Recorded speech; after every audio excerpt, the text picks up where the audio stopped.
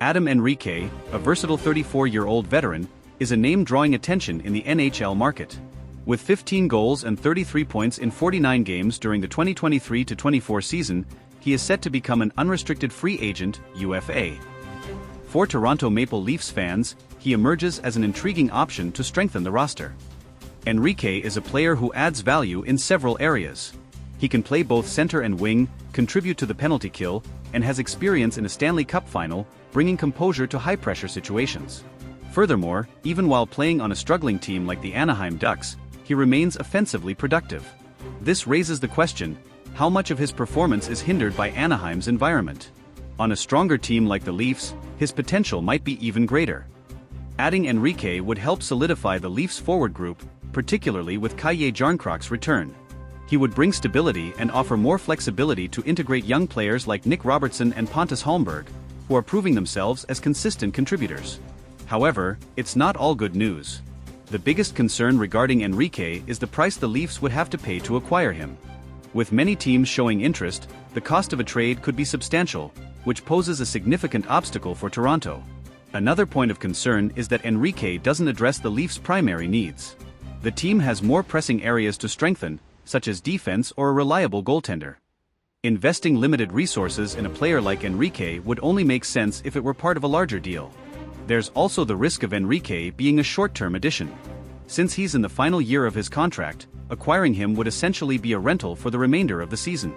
This goes against the ideal strategy for the Leafs, which is to seek players with long-term impact. Despite these concerns, there's no denying that Enrique would be a valuable addition. He combines skill, experience, and versatility, qualities that can make a difference in critical moments. On a competitive team like the Leafs, he could be the missing piece to add more depth to the roster. For Leafs fans, the idea of Enrique joining the team is exciting, but the costs and benefits need to be carefully weighed. Management will have to assess whether this is the best way to allocate resources as the season heads into its final stretch. In the end, it all comes down to strategy and opportunity. Enrique has a lot to offer, but is he worth the price?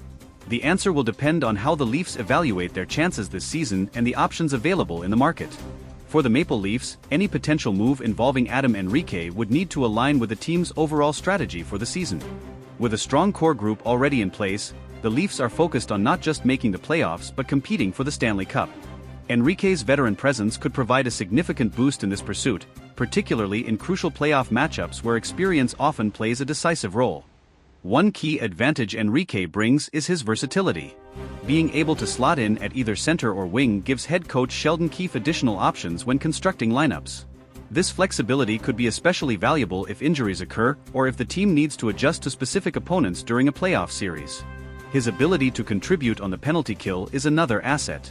The Leafs' penalty kill has been effective this season, but adding a proven player like Enrique could make it even more formidable. His defensive awareness and ability to disrupt opposing power plays would help Toronto maintain its edge in close games, especially in the postseason when special teams often determine outcomes. Offensively, Enrique remains a reliable producer. With 15 goals in 49 games, he has shown he can still find the back of the net despite playing on a struggling Anaheim team. Placing him in a more dynamic offensive system with skilled players like Auston Matthews, Mitch Marner, or William Nylander could unlock even greater production. However, the cost-benefit analysis cannot be ignored.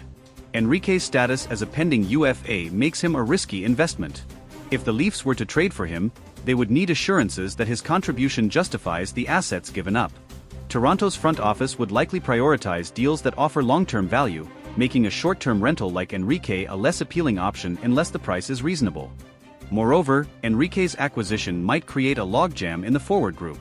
With players like Kalle Jarnkrok returning and younger talents such as Nick Robertson and Pontus Holmberg stepping up, the Leafs need to ensure they're not disrupting their development. Integrating Enrique into the lineup would require careful planning to maintain balance and chemistry. The Leafs also need to consider their salary cap situation. While Anaheim might be willing to retain part of Enrique's salary, Toronto's limited cap space means any trade involving him would likely necessitate moving out a player or contract. This could complicate negotiations and potentially reduce the team's flexibility for other moves. Timing is another critical factor. The Leafs must decide whether pursuing Enrique aligns with their priorities as the trade deadline approaches.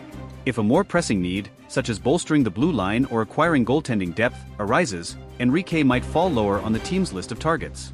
Ultimately, the decision to pursue Enrique will hinge on how the Leafs management assesses the market and their current roster strengths and weaknesses. While Enrique offers undeniable value, Toronto must ensure any move aligns with their ultimate goal, winning a championship. For fans, the prospect of adding a player like Enrique is both exciting and uncertain. His experience, versatility, and proven abilities would undoubtedly enhance the Leafs' chances in the playoffs. However, the cost and the risk of a short-term rental remain significant hurdles. As the trade deadline approaches, all eyes will be on Kyle Dubas and the Leafs front office to see how they navigate this critical period. For the Maple Leafs, any trade for Adam Enrique would also send a message to the fanbase and the locker room. Management is fully committed to making a deep playoff run. Moves like this often have intangible benefits, boosting morale and instilling confidence that the organization is doing everything possible to contend for a championship. Enrique's past experience in high-pressure situations, including his trip to the Stanley Cup final with the New Jersey Devils in 2012, could make him an invaluable presence in the locker room. As a seasoned veteran, he understands what it takes to compete at the highest level and could serve as a mentor to younger players as they prepare for the intensity of postseason hockey. Additionally, Enrique's consistent two-way play fits well with the Leafs' overall identity. Toronto has built its success on a combination of offensive firepower and structured defensive systems. Enrique's ability to contribute in both ends of the ice would make him a seamless addition to the lineup, complementing the skill sets of the team's existing stars. One area where Enrique could make a significant impact is in key face-off situations. Although the Leafs have solid options at center, adding another reliable face-off specialist could give them an edge in critical moments, such as late-game defensive zone draws or important power play opportunities. From a chemistry standpoint, Enrique's style of play suggests he could quickly adapt to Toronto's system. His smart positioning, hockey IQ, and ability to play a complementary role make him a natural fit alongside the Leafs' skilled forwards. Whether he lines up with top-tier scorers or takes on a more defensive assignment, Enrique's adaptability would be a major asset. On the downside, Enrique's age and contract status mean he isn't a long-term solution. At 34, his best years are likely behind him, and his acquisition would primarily focus on immediate returns. For a team like Toronto, which has faced playoff disappointments in recent years, this type of short-term gamble could pay off, but it also carries inherent risks. There's also the question of Enrique's durability. While he has been relatively healthy in recent seasons, any veteran player is more susceptible to injuries as they age. The Leafs would need to assess whether he can withstand the physical demands of a deep playoff run. Another consideration is how Enrique's arrival might affect team dynamics. Bringing in a new player late in the season can sometimes disrupt established chemistry. While Enrique's experience and professionalism likely mitigate this risk, it's still a factor that management would need to weigh. If the Leafs were to acquire Enrique, they'd also have to ensure that his role is clearly defined. Whether he plays as a middle six forward or takes on a more specialized assignment, setting clear expectations would be crucial to maximizing his impact and maintaining team cohesion.